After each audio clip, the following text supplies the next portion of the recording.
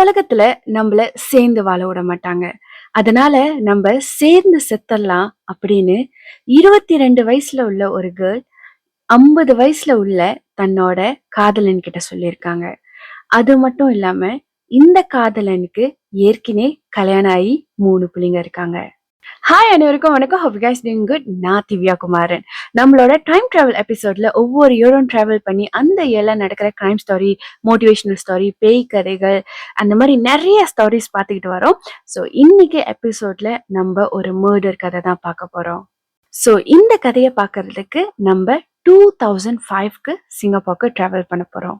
நம்ம ஃபர்தரா டிராவல் பண்றது முன்னுக்கு யார் யாரு இன்னும் என்னோட யூடியூப் சேனல் சப்ஸ்கிரைப் பண்ணலையோ மறக்காம சப்ஸ்கிரைப் பண்ணிருங்க. அண்ட் ஆல்சோ பெல் ஐக்கானை ப்ரெஸ் பண்ண மறந்துடாதீங்க.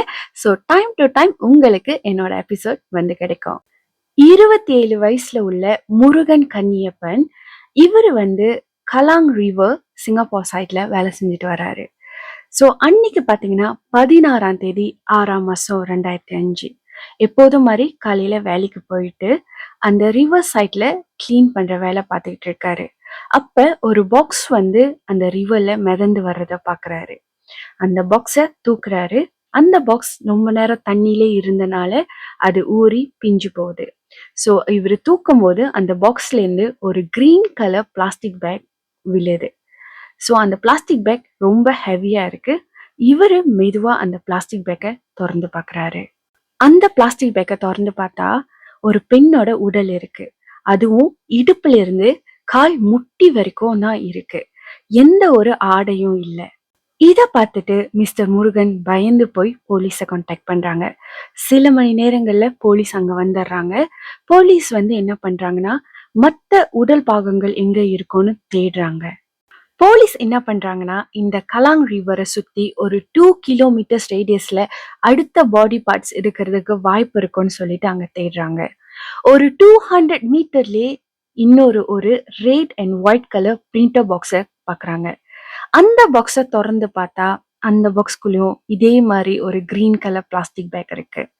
ஸோ இந்த பிளாஸ்டிக் பேக்கை திறந்து பார்த்தா ஒரு கேர்ளோட அடுத்த பகுதி உடல் இருக்கு. அதாவது ஷோல்டர்ல இருந்து இடுப்பு வரைக்கும் உள்ள உடல் பகுதியை பாக்குறாங்க. இந்த உடல் பகுதியிலும் எந்த ஒரு ஆடையும் இல்லை. லேட்டர் ஆன் அந்த இன்வெஸ்டிகேஷனை லீட் பண்ணிட்டு போன மெயின் போலீஸ் ஆபீசர் கிட்ட கேக்குறாங்க, இந்த உடல் பகுதி பார்க்கும்போது உங்களுக்கு எது வந்து க்ளூ கொடுத்துச்சு, எது வந்து இந்த கேஸ் அடுத்தது எடுத்துட்டு போலாம் அப்படின்னு உங்களுக்கு ஒரு ஐடியா கொடுத்துச்சுன்னு கேட்கும்போது அவர் சொன்ன விஷயம் என்னதுன்னா, நாங்க 2வதா ஒரு பாக்ஸ் கண்டுபிடிச்சோம் இல்லையா, அந்த பாக்ஸ்ல வந்து அந்த உடல்ல கை இருந்துச்சு. ஸோ கை இருக்கும் போது எங்களுக்கு ஓகே அட்லீஸ்ட் எங்களுக்கு இங்க இருந்து ஃபிங்கர் பிரிண்ட்ஸ் கிடைக்கும் அப்படின்னு தோணுச்சு. ஸோ நாங்க இப்படிதான் இந்த கேஸை மூவ் பண்ணோம்னு. ஸோ இந்த லேடியோட ஃபிங்கர் பிரிண்ட் வச்சு இந்த லேடி யாருன்னு போலீஸ் ட்ராக் பண்றாங்க. இவங்களோட பேரு லியோ ஹாங் மெய். இவங்களுக்கு 22 வயசு. இவங்க சைனால இருந்து சிங்கப்பூருக்கு வேலைக்கு வந்திருக்காங்க. இந்த இன்ஃபர்மேஷனுக்கு அடுத்து போலீஸ்க்கு இன்னொரு இன்ஃபர்மேஷனும் கிடைக்குது. ரீசன்ட்லி ஒரு ஃபியூ டேஸ் முன்னுக்கு இவங்க பேர்ல இன்னொரு ரிப்போர்ட்டும் இருக்கு. அதாவது மிஸ்ஸிங் ரிப்போர்ட். இவங்க கம்பெனில இருந்து இவங்க வேலை செய்யறாங்க இல்லையா, அந்த கம்பெனி அந்த ஆபீஸ்ல இருந்து ஒரு ரிப்போர்ட் கொடுத்திருக்காங்க.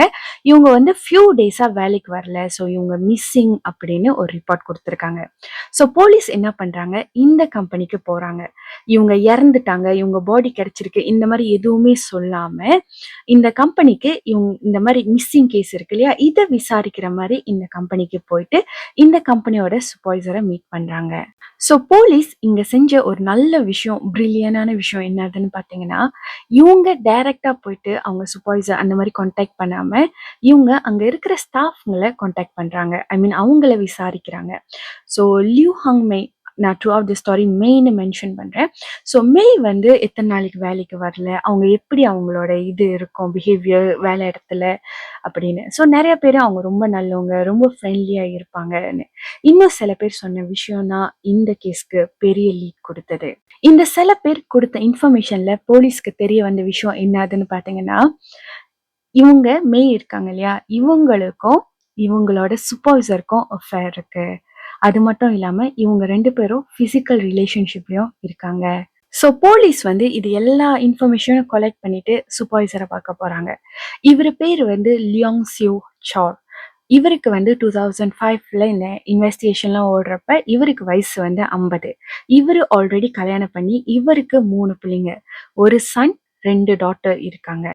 லியோங்கோட எல்டர் டாட்டர், அதாவது அவரோட மூத்த மகளுக்கு மேயோட ஜஸ்ட் 1 வயசு இல்லாட்டி 2 வயசு தான் டிஃப்ரெண்ட் இருக்கும். ஸோ எல்லாமே வளர்ந்த பிள்ளைங்க தான். அது மட்டும் இல்லாம ஸ்டாஃப் நிறைய இன்ஃபர்மேஷன் லியோங் பத்தியும் மேயோட ரிலேஷன்ஷிப் பத்தியும் சொன்னாங்க இல்லையா. இன்னொரு ஒரு விஷயமும் சொல்றாங்க, மே வேலைக்கு வந்து கொஞ்ச நாள்லயே 2 தடவை ப்ரொமோஷன் எடுத்துட்டாங்க அப்படின்னு. ஸோ இது எல்லாமே போலீஸ்க்கு வந்து அடுத்த கட்டத்துக்கு இன்வெஸ்டிகேஷனை எடுத்துட்டு போறதுக்கு ஹெல்ப்ஃபுல்லா இருந்துச்சு. ஸோ போலீஸ் இப்ப என்ன பண்றாங்கன்னா, இப்ப மிஸ்டர் லியோங்க போய் பாக்குறாங்க. ஆனா அவர்கிட்ட வந்து இந்த மாதிரி அவங்க இறந்துட்டாங்க, அவங்களோட உடம்பு கண்டுபிடிச்சோம், இந்த மாதிரி எதுவுமே சொல்லாம நாங்க வந்து அவங்க காணோன்னு தேட வந்திருக்கோம் அப்படின்னு அவர்கிட்ட இன்வெஸ்டிகேஷன் ஸ்டார்ட் பண்றாங்க. இந்த கேஸை லீட் பண்ணி எடுத்துட்டு போனது இன்ஸ்பெக்டர் ராய் லிம். ஸோ இவர் வந்து மிஸ்டர் லியோங் கிட்ட வந்து இன்வெஸ்டிகேஷன் செய்யும் போது மிஸ்டர் லியோங் வந்து ரொம்ப நர்வஸா ஆன்சர் பண்ணியிருக்காரு. அது மட்டும் இல்லாம இந்த ரிலேஷன்ஷிப் பத்தி கேட்கும்போது அப்படிலாம் எதுவுமே இல்லை, நாங்க எந்த ரிலேஷன்ஷிப்லயும் இல்லை அப்படின்னு டினை பண்ணியிருக்காரு. தென் மிஸ்டர் ராய் லிம் வந்து என்ன நோட் பண்ணாங்கன்னு பாத்தீங்கன்னா, அவரு நோட்டீஸ் பண்ண வரைக்கும் மிஸ்டர் லியோங்கோட கையில சில வெட்டு காயங்கள் இருந்தது. ஸோ சம்திங் இஸ் ராங்னு சொல்லிட்டு ஆன் த ஸ்பாட் மிஸ்டர் லியோங்க அரெஸ்ட் பண்ணிட்டு கூட்டு போறாங்க. முதல்ல மிஸ்டர் லியோங் மறுக்கிறாரு. கொஞ்ச நாள் கழிச்சு அவரு ஒத்துக்கிறாரு. ஆனா அவர் சொன்ன கதை என்னதுன்னு தெரியுமா? மிஸ்டர் லியோங் போலீஸ் கிட்ட கன்ஃபெஸ் பண்றாரு. அவர் சொன்னாரு, மேயும் நானும் லவ் பண்ணோம், ரிலேஷன்ஷிப்ல இருந்தோம். மே வந்து அவங்க கூட சைனாக்கு வர சொன்னாங்க. ஆனா என்னால என் ஃபேமிலியை விட்டுட்டு வர முடியாதுன்னு நான் சொன்னதுக்கு அவங்க சொன்னாங்க, சரி நம்மளால சேர்ந்து இங்க வாழ முடியல, நம்ம சேர்ந்து செத்து போயிடலாம் அப்படின்னு சொன்னாங்க. நானும் அதுக்கு அக்ரி பண்ணேன். ஸோ என்னை முதல்ல சாவடிச்சுட்டு அதுக்கப்புறம் நீ செத்துரு அப்படின்னு நான் சொன்னேன். பட் அவங்க நீங்க சாவறத என்னால பார்க்க முடியாது, ஸோ நீங்க என்னை சாகடிச்சுட்டு அப்புறம் நீங்க செத்துருங்கன்னு சொன்னாங்க. ஸோ நான் ஒரு டவல் யூஸ் பண்ணி மேயோட கழுத்தை நெரிச்சு கொலை பண்ணேன். ஒன்ஸ் அவங்க இறந்துட்டானா அவங்க முகம் எல்லாமே பேல் ஆகிறத பார்த்து எனக்கு பயம் வந்துருச்சு. ஸோ என்னால சாக முடியல. ஆனா அந்த பயத்துல அவங்களோட பாடியை நான் தான் வெட்டி அதுக்கப்புறம் டிஸ்போஸ் பண்ணிட்டேன் அப்படின்னு சொல்றாங்க. இப்ப போலீஸ் என்ன பண்றாங்கன்னா, லியோங்கோட வீட்டுக்கு போயிட்டு செக் பண்றாங்க. அதெல்லாம் உண்மையாவே இவர் வெட்டினாரா அப்படின்னு. ஏன்னா கண்டிப்பா அவர் வெட்டி இருந்தாருன்னா வீட்டுல வச்சு வெட்டினதா தான் சொல்றாரு. ஸோ அங்க ரத்தம் ஏதாவது இருக்கும், அதுக்காக செக் பண்றதுக்கு வீட்டுக்கு போறாங்க. ஆக்சுவலி லியோங்கோட ஒய்ஃபும் லியோங்கோட எல்டஸ்ட் டாட்டரும் தாய்லாந்துக்கு போயிருந்தாங்க அந்த டைம்ல. ஸோ இந்த நியூஸ் கேள்விப்பட்டோடனே அவங்க தாய்லாந்துலேருந்து வந்துட்டாங்க. ஸோ வந்துட்டு ஆக்சுவலி வீட்டில் யாருமே இல்லாத டைம் தான் வந்து மேயை லியோங் வீட்டுக்கு கூப்பிட்டுருக்காரு. ஸோ வீட்டுக்கு கூப்பிட்டு தான் இந்த விஷயம் எல்லாமே நடந்திருந்திருக்கு.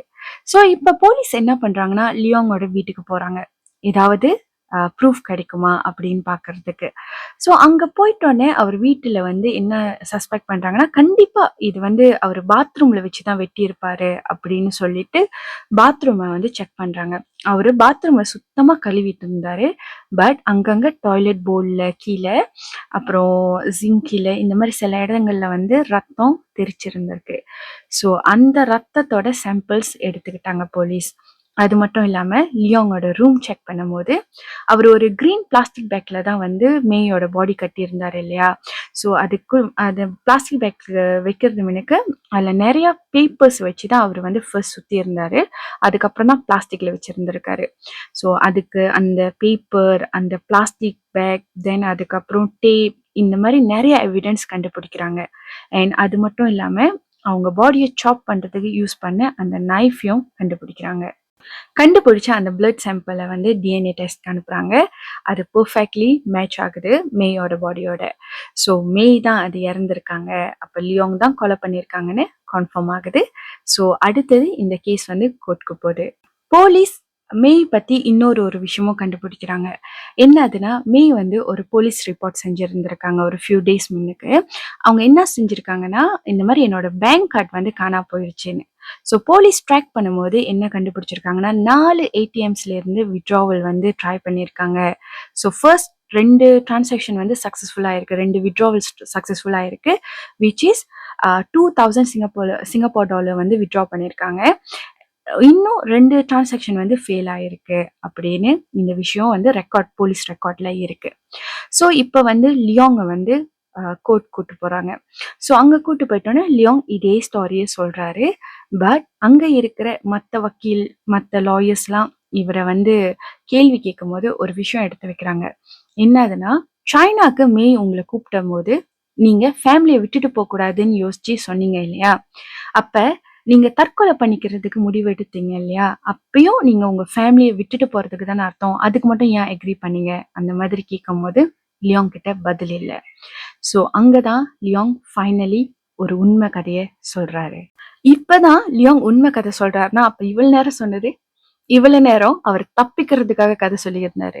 இப்ப ஃபைனலி அவருக்கு வேற வழி இல்லை, உண்மையை ஒத்துக்கிறாரு.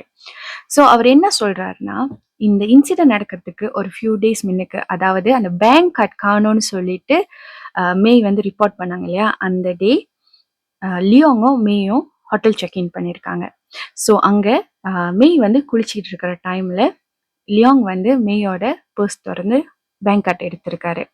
பேங்க் கார்டு எடுத்துட்டு மேய் கிட்ட எதுவுமே இன்ஃபார்ம் பண்ணல. ஸோ லேட்டர் ஆன் மேய் செக் பண்ணும்போது அவங்க நினைச்சிட்டாங்க அவங்க பேங்க் கார்டு காணாம போயிடுச்சுன்னு. ஸோ அவங்க போலீஸ்ல ரிப்போர்ட் பண்ணியிருக்காங்க. ஸோ ரிப்போர்ட் பண்ணிட்டு அந்த நைட் வந்து லியோங் கிட்ட சொல்லியிருக்காங்க.